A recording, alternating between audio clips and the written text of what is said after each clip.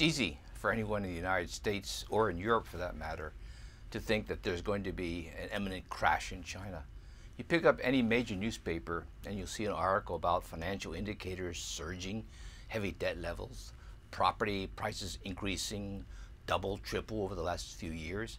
In fact, China's debt as a share of GDP is now 200% of GDP. It was 150% only 7-8 years ago, one of the fastest increases we've seen. Property prices have increased 3 to 4, 5 times as rapidly as they were 7 or 8 years ago. So it gives the people impression that a crisis is imminent. Anyone who's looked at countries with a financial crisis will see that these same indicators foretold a financial collapse in those countries. So why not China? But in reality, China's not going to collapse. China's debt problems, or the debt surge, was the result of a deliberate policy to stimulate the economy. And then this got carried forward by an increase in what people refer to now as shadow banking, increased lending through non-bank lending channels. And a lot of this went in for property development, or buying land and developing it for commercial purposes.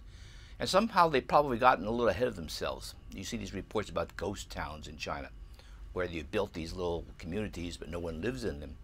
But this reflects the fact that urbanization is increasing rapidly in China by about 1% per year. So some 10 to 15 million people are coming into China's cities. So at some point in time, these places will probably be occupied, but right now there is some slack in the economy.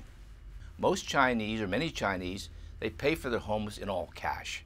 Others who put down a down payment, they have to have a down payment of 30 to 40, 50%.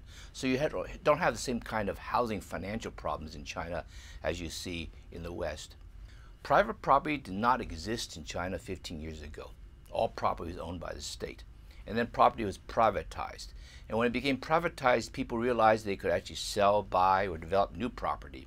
So a housing market, a property market emerged.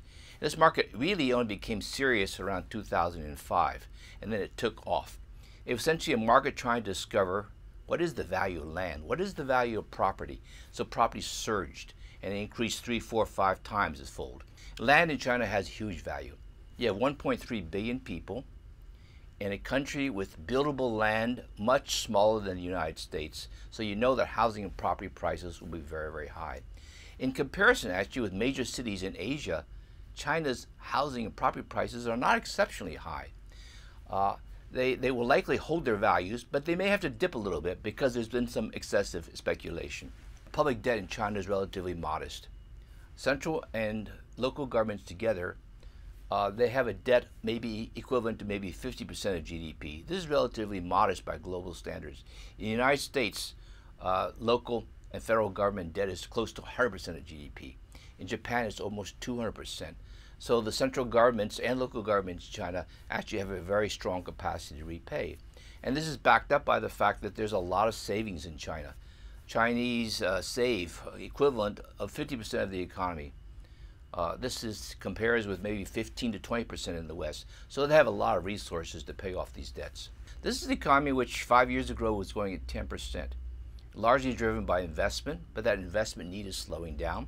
They don't have to invest as much. The government has been supporting investment by relatively flexible or loose credit policies. That cannot continue. So it has to find a basis for increasing productivity and to make sure they're going to grow, let's say, about at 7% a year for the rest of this decade. And that will not be easy.